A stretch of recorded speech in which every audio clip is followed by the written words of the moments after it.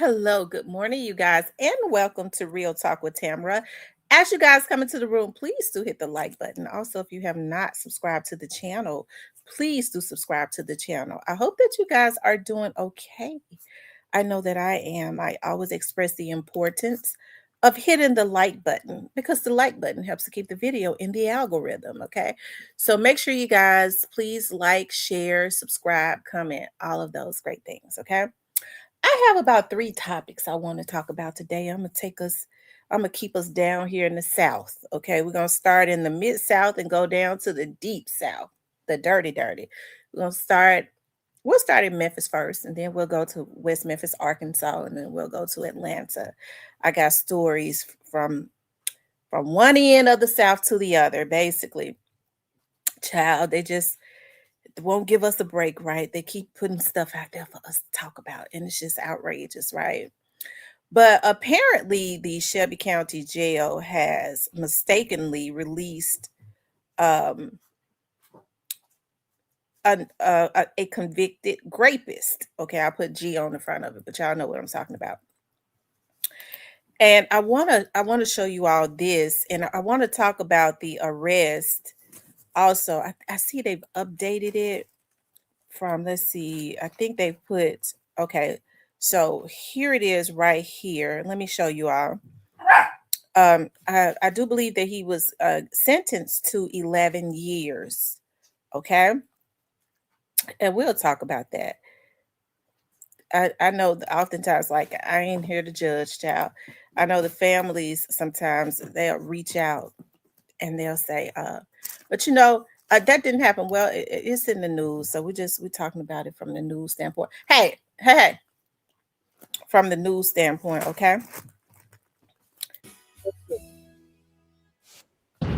From signing a guilty plea to being released from jail, sources tell Fox 13 a violent offender was mistakenly released from custody of the Shelby County Jail. Mind you, this is now the second time in just 3 months that a violent offender has been allowed to walk out of custody. Fox 13's investigative reporter Kayla Solomon shares more on the investigation. Digging through court records as well as sheriff's office records all day, here's what I was able to find.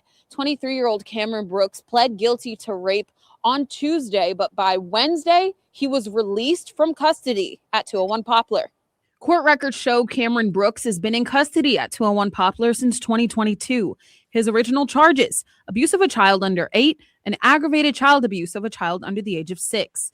This June, he pleaded guilty to a lesser charge in that case and was sentenced to 2 years of time served. But also in 2022, Brooks and another man were charged with aggravated rape and aggravated assault. The indictment accuses the two men of raping a vulnerable adult in January of 2022. This is the crime Brooks pleaded guilty to on Tuesday. Criminal court documents show his plea included 8 years for rape and 3 years for the aggravated assault, a total of 11 years in Tennessee Department of Correction custody. Fox 13 obtained a copy of the order, signed and dated by Brooks himself. But Wednesday morning, jail records show Brooks was released. Fox 13 reached out to the Shelby County Sheriff's Office for an explanation on exactly what happened and asked for an interview with Sheriff Floyd Bonner, Chief Deputy Anthony Buckner, or Chief Jailer Kirk Fields. Now, the sheriff's office declined my request for an interview, but instead, I got a statement from a spokesperson. That spokesperson says this was not the fault of any Shelby County jailers. Instead, they blamed the Shelby County IT department, which they say is separate from the sheriff's office altogether. I got a statement that says, in part, jail supervisors subsequently notified our fugitive unit deputies who are currently attempting to locate and take Cameron Brooks back into custody.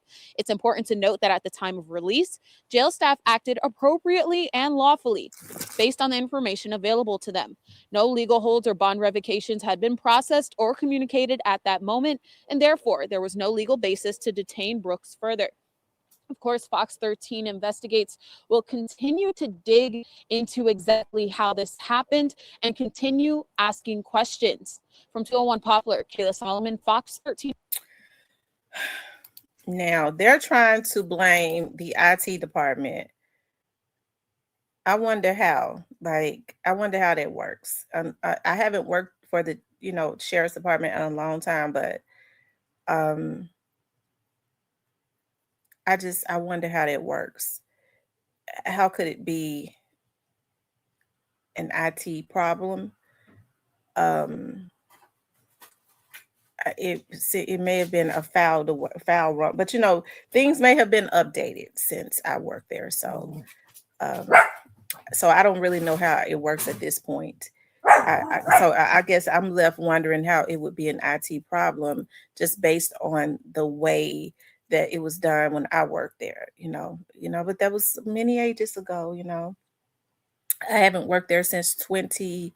It's been a while. Okay, so I guess it's not as antiquated anymore. So it could have been a IT situation. I don't know, but either way, it shouldn't have happened. They said that this is the second time in 3 months, but hey, mistakes are made. Okay, mistakes are made all the time, but those are costly errors because what if he had gotten out and went and did something to somebody else? You see what I mean?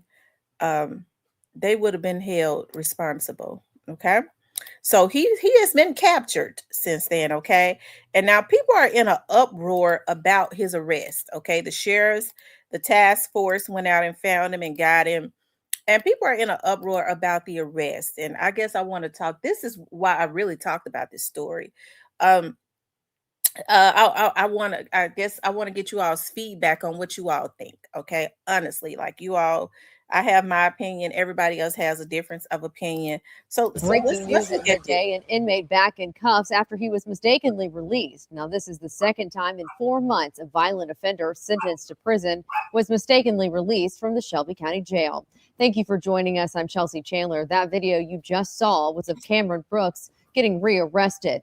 Brooks pleaded guilty Tuesday to rape and aggravated assault as a vulnerable adult. Now, he was sentenced to 11 years in prison and then released yesterday morning. Fox 13 investigative reporter Kayla Solomon joins us live from 201 Poplar, where he was taken back into custody just about an hour ago, Kayla. Yeah, Chelsea, it's been a very hectic morning. Now, we know Cameron Brooks was let out yesterday morning. The sheriff's office says it was due to a clerical error with the county's IT department, but he turned himself in this morning. And of course, that video is exactly when it happened, how it happened, and how it all played out. Now, as you mentioned, Brooks took a plea deal on Tuesday, and less than 24 hours later, he was released by what is called that clerical error, and it was a mistaken release on his part. But his mother, while he was taken into custody, she was pushed by a deputy, and that's also captured on video.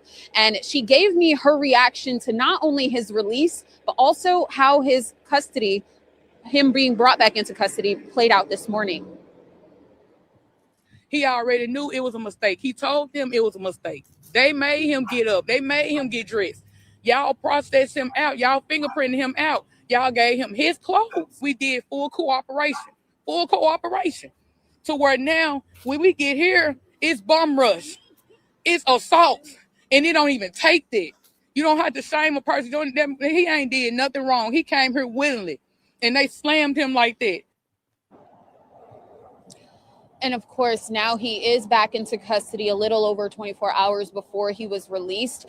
But today, the goal is to get more answers from the sheriff's office. So I've already put out some emails and phone calls to both the sheriff's office as well as Mayor Harris's office, since the sheriff's office put the blame on the IT department for the county. And we're also digging deeper into exactly how this could have happened for the second time in 4 months. When it happened, how it happened, and how it all played out. Now, as you mentioned, Brooks took a plea deal on Tuesday, and less than 24 hours later, he was released by what is called that clerical error, and it was a mistaken release on his part. But his mother, while he was taken into custody, she was pushed by a deputy, and that's also captured on video. And she gave me her reaction to not only his release, but also how his custody, him being brought back into custody, played out this morning. He already knew it was a mistake. He told them it was a mistake. They made him get up. They made him get dressed. Y'all processed him out. Y'all fingerprinted him out. Y'all gave him his clothes. We did full cooperation to where now when we get here, it's bum rush, it's assault, and it don't even take that. You don't have to shame a person. He ain't did nothing wrong. He came here willingly, and they slammed him like that. And of course, now he is back into custody a little over 24 hours before he was released. But today, the goal is to get more answers from the sheriff's office. So I've already put out some emails and phone calls to both the sheriff's office as well as Mayor Harris's office, since the sheriff's office put the blame on the IT department for the county. And we're also digging deeper into exactly how this could have happened for the second time in 4 months. I'll have those answers coming up tonight on Fox 13 News at 5 and 6. Chelsea? That must have been wild. Okay, so there's a lot of outrage about, number one, first of all, the mistake of letting someone who has been convicted out, especially of a felony like that, if he had gotten out and whoever, it could have been anybody, and went and hurt somebody, that definitely would have been a lawsuit. That's number one. Number two, a lot of people are outraged because of how the sheriff pushed the lady back. Okay. What parents need to understand is, and I'm speaking from a standpoint of, I went through the academy. Okay. I went through the academy. I got as far as I really completed everything. The gun range, I passed the gun range. And there are a lot of things that they teach you. When you have that weapon on your side, there have been officers who have had to fight for their lives because they're trying to make an arrest. And, when they're trying to make an arrest, people are walking up around them. They're really not supposed to. You would really become a threat to the officer when you do that. When they're trying to make an arrest and you surround them, that's not supposed to happen. Of course, he went and turned himself in, and that's a good thing. But I think what a lot of parents need to understand is that the police, he's still a human being, of course, but he has still been convicted, and safety is always priority. And with them standing around, even though I don't believe that they would have done anything, you still have to take safety measures, right? And so when an officer is making an arrest, it's just best to stand back. She tried to walk up on the officer, because of how he yanked his arms back. That is, maybe he didn't have to do it like that, but that's usually how it is done. Okay. And so once his mother walked up, he tensed up. That could have easily became a bad situation. Like I said, we were taught in the academy, once they start tensing up, prepare to fight. And when his mama walked up, she could have easily turned that into something real bad, right? Because you could tell that he didn't like that, the way that he was probably already emotional, his whole family, the way, they were already upset. So you saw how he looked back at the officer. You could tell he tensed up, which means you're taught to take them down when they tense up because they're getting ready to fight. So I think people need to learn, I think people need to know the policies. I really think that folks should go through the Citizens Academy and learn more about arrest and understand what officers are taught in the academy. Because when she walked up on him and he had that gun on his side while he's trying to handcuff her son, she became a threat to his person. Because how did he know? Even though I don't believe she would have, but who knows? He didn't know that she would have gone for that gun. See, that's what people don't understand, right? Maybe he was an a-hole, but safety is first, right? Safety is first. Do not interfere with a arrest. Don't do it. Don't interfere. It's not about your feelings. Don't interfere with a arrest, okay? All played out. Now, as you mentioned, Brooks took all. Now, I believe that it may have been like a reflex or something, okay? Because she walked up on him with that gun on his side while he's trying to handcuff the young man. So I think it was just like a natural reflex. Get back, clear the scene. You're a threat to me. This is what is taught in the academy. The weapon is on his side. Played out. Now, as you mentioned, Brooke, because she was walking up on him in a defensive way saying, wait a minute, you don't have to put his hands behind his back like that. You don't have to do that. And hey, as a mother, I understand. God up in heavens knows I understand, because we love our children. But you have to also understand the law and what and the training that police officers have. See, what we feel and what they're trained to do and what the laws are two different things. And that's why I always say, y'all, we really have to learn policies and stuff, because if there was something done wrong out there, then hey, she could easily go and file a lawsuit. But actually, based on policy and laws, she was a threat to the officer, because she walked up on him while he was making an arrest in a defensive way, saying, "You don't have to do my son like that." And then she really supposed to have been arrested. I would have hated for them to arrest her, because she was even just as emotional too, seeing her child go back up in that jail. Okay, so look at this. See. And then she was walking behind him, and they was having to hold her back. So she could have got, disorderly conduct, trying to assault an officer, anything. But they didn't give her that. They didn't charge her with anything. Played out. Now, as you mentioned, I hate he pushed her like that. And I know she didn't know. She was emotional too. But it's time for us to know. That's the reason why I'm talking about this. Brooks took a plea deal on Tuesday, and less than 24 hours later, he was released by what is called that clerical error, and it was a mistaken release on his part. But okay, she's walking up on him while he's making an arrest as if she wants to fight. She could easily pull it for his gun. How he know that? That's all I'm saying, okay? His mother, while he was taken into custody, she was pushed by a deputy, and that's also captured on video. And she gave me her reaction to not only his release, but also how... You see how he tensed up and looked back when he pushed his mother? Because that would have made any child mad. And he could have easily started fighting because of that. He was, it was already an emotional thing. I think we just have to be smarter with certain situations, That's all I'm saying. But I'm glad that he's back in custody and nobody was really hurt or anything like that. I think that was a good thing for him to go and turn himself in. That was a good thing. It was their mistake. The reason that I'm talking about, whoever it was, okay, the IT, whoever, okay, that he was out, but he went and turned himself back in. You could see that his family was around him. They were supportive of that. But that's how we was trained in the academy. When you're arresting somebody, that's how you put their hands behind their back.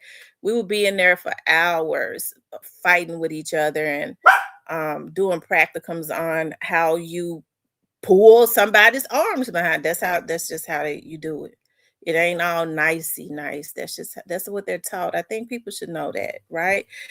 Anyways, you guys, so that's why when people say you just be wanting to take over them police officers, well, I understand what they've been taught in the academy, okay? And safety is always everything. I'm glad that she was not arrested with her son.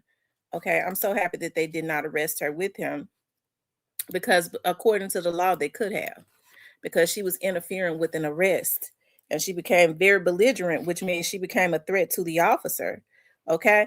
I also wanted to talk about, let's see, but thank God the young man and his family was honorable enough to bring him back to the jail after them folks made a mistake. Let's see, West Memphis. Hold on, y'all. Y'all, it's something going on. It's something going on. Okay. These folks are sick. They've just let this man out after he abused animals. Okay. I want y'all to take a look.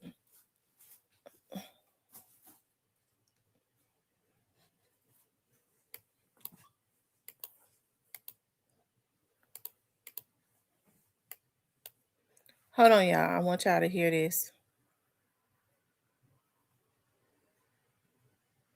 Make sure you guys please like, share, and subscribe. Charles Thessing was arrested in February for drowning 2 cats in a tank of water on his property. Thessing was the priest at St. Michael in West Memphis and Sacred Heart Church in Crawfordsville until the Diocese of Little Rock suspended him after his arrest. He'll have to pay $3,000 in fines. Most of that will go to the West Memphis animal shelter. And look at how mean he is. He fussing and going on. How could you take 2 cats and drown them? Like, how could you stand to see because they was on he didn't want them on his property? How could you do that? And they suspended him. They'll wait until this calm down. They gave him a slap on the wrist because anybody else would have got some years. He got to pay $3,000 to the animal shelter. And they'll wait until this calm down. They suspended him because they plan on giving him his job back. Look at how mean he is. It says Charles Thesson, 64, was charged with 2 counts of aggravated animal cruelty after allegations that he trapped and drowned 2 cats in February. According to the order, Thesson has to pay $22.50 in restitution to the West Memphis Animal Shelter, along with the court fees totaling $3,000. His court fees ain't even nothing. He would not have to serve a day.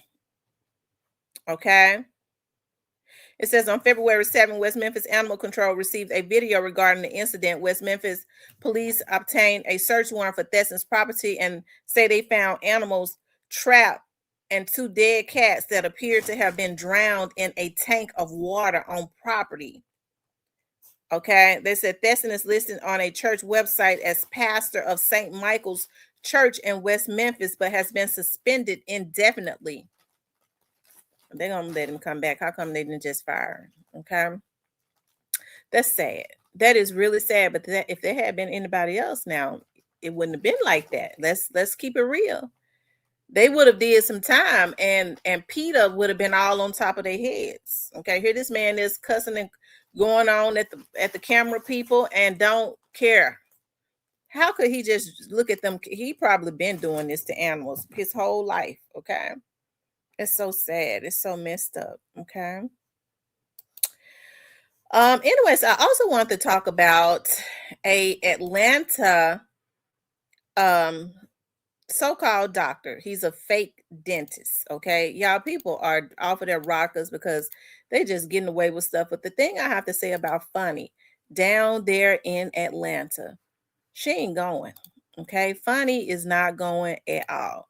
If she can get them, she gonna get them. Okay. So, child, they say he's still flexing. Let's talk about this fake dentist. And they say he has made millions of dollars. Okay. Hold on. Putting veneers on people's teeth, from my understanding. Okay. Hold on, y'all. Let me pull this up.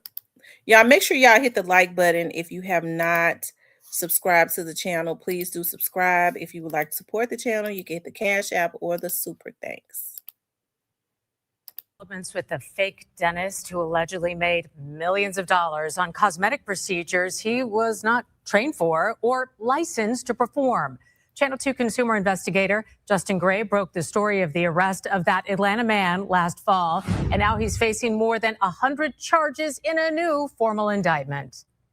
I was there as investigators raided Brandon Diller's Northeast Atlanta dental office.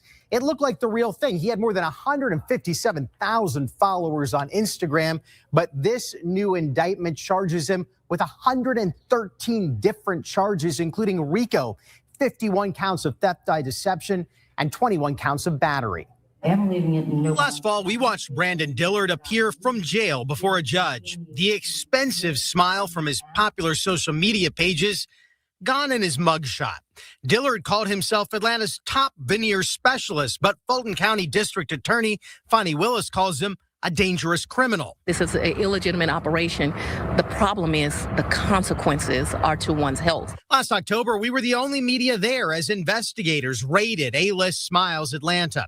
Prosecutors allege that Dillard pocketed more than $4 million from 2021 to 2024, while the indictment alleges patients suffered damage to their teeth and mouths. Last year, Christy Brown told me she paid Dillard $3,000 for veneers her dentist immediately noticed problems with at a cleaning. Like the way it was put on, he just kept asking, who did this? Who, you need to be careful. did he have a dentist certificate? And I was like, no, I don't remember seeing any of that. I should have known. Is Brandon Dillard a dentist? Brandon Dillard is not a dentist. He's never been a dentist. And as much as he may want to play one on Instagram, he is not one. Dillard claimed he was a veneer technician and he trained others to be veneer techs. That's a job that legally does not exist. He's set to be arraigned in January. Reporting in the newsroom, Justin Gray, Channel 2 Action. Okay, child. Now they're saying that this alleged fake dentist, okay, or he is a fake dentist because he does not have licenses, that has made $4 million. He is still flexing on TikTok, okay? Let's take a look at what he's doing on TikTok, child. It says fake veneer specialist Brandon Dillard. Y'all, that's that Chanel purse I like right there. I can't afford it, but that's I love Chanel. I just can't afford it. Okay. That's their purse. Okay. It says fake veneer specialist Brandon Dillard, who was arrested last year for practicing dentistry without a license, is still flossing on social media. A now deleted TikTok video shows Dillard going on a shopping spree at Chanel store in Buckhead. Dillard shows his followers the prices of his purchases on the cash register in the store. Then he unboxed his pricey purchases in a swanky hotel room. Watch the video. Y'all hoes be popping out with Chanel bags, but we never see you in the store. We never see you with the champagne. We might not even get to see an unboxing. Mind you, y'all hoes will be like, come with me to get my nails done. Come with me to do a Sephora haul. But that Chanel bag, you didn't say come with me to get a Chanel bag? That bag is fake news. Stop the cat. Sorry, but... So y'all hear him narrating his TikTok, bragging about how women can't, do it like him. And he seems brazen. He does not seem to be worried about doing a decade in jail. Maybe, feel like he ain't good with the judge or something. Because he made $4 million. Okay. It says social media users are shocked that Dillard is still flossing online when he faces at least a decade in prison for impersonating a dentist. And he's 23 years old. He's so stupid. He don't understand. Like, this right here is going to make it worse for him. He's definitely, if he ain't going with the judge, okay, he's going to get a lot of time just by flexing and flossing. People make it worse for themselves when they brag about thinking that they're getting over on the government.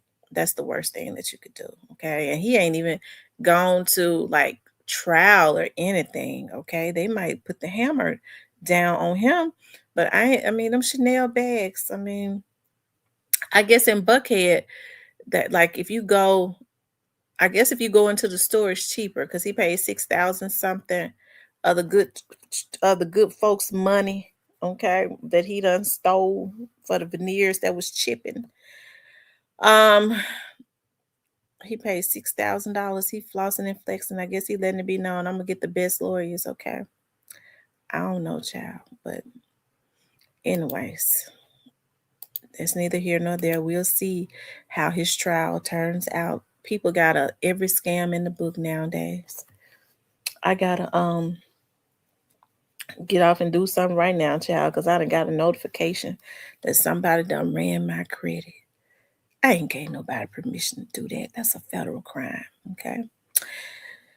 So we gonna see. I got just before I got on here, I gotta.